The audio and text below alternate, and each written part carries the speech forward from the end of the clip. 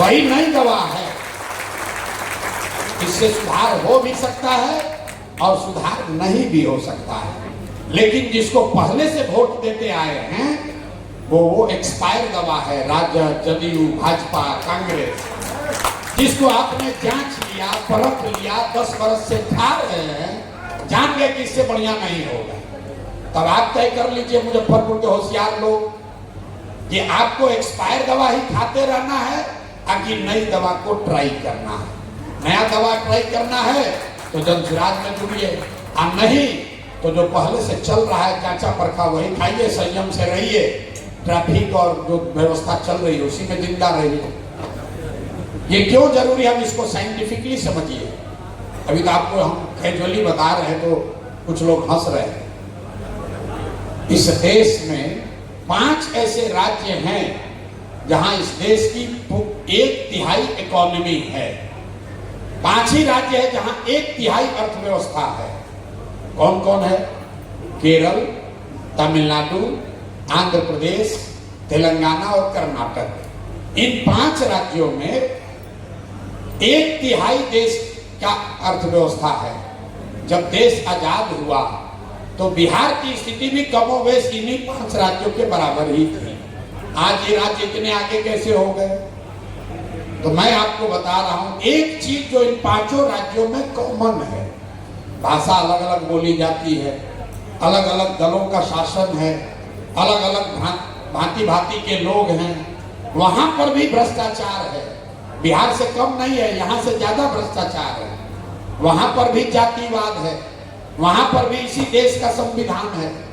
लेकिन उन 5 राज्यों में एक बात ऐसी है जो यूनिक है, वो ये कि पिछला 78 साल में उन 5 राज्यों में कोई व्यक्ति, कोई दल 10 बरस से ज्यादा मुख्यमंत्री नहीं रहा है।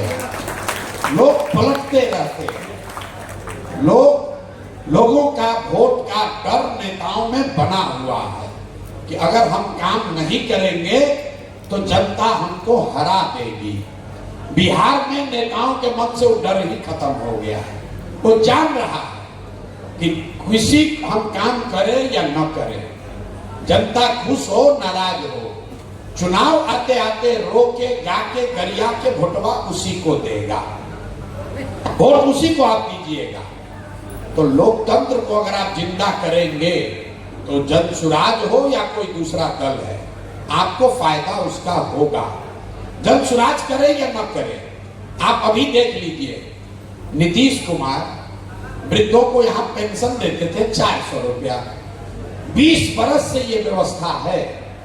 उस दौरान तेजस्वी यादव जी भी यहां पर सरकार में आए तो 400 रुपया का पेंशन बढ़ के 410 रुपया नहीं हुआ। लेकिन आज क्यों नहीं हुआ? क्योंकि नीतीश बाबू को मालूम है कि जब चुनाव होगा तो चाहे जनता कितना भी नाराज हो जाए, हम जाकर हमको खाली कहना है कि भाई देखो लालू का राज नहीं आना चाहिए, सब लोग फिर वोट दे देगा। वैसे ही हालत मुसलमानों का है। लालू जी को पता है पेंशन मिले न मिले, मुसलमानों को जाकर कहेंगे कि भाई हमको वोट नहीं दोगे, भाजपा वाला आ जाएगा, तो लोग फिर जाके वोट देगा। वही नीतीश कुमार आज 400 का पेंशन आपको 1100 दे रहे हैं। अभी जनसुराज जीतो नहीं है, जनसुराज ने कुछ नहीं किया। ये जनता का ताकत है, क्योंकि नेता जो वहां बैठा हुआ है उसको ये डर है कि अगर हम नहीं करेंगे तो कुछ लोग भी अगर निकल गए तो हमारी गद्दी, हमारी कुर्सी चली जाएगी।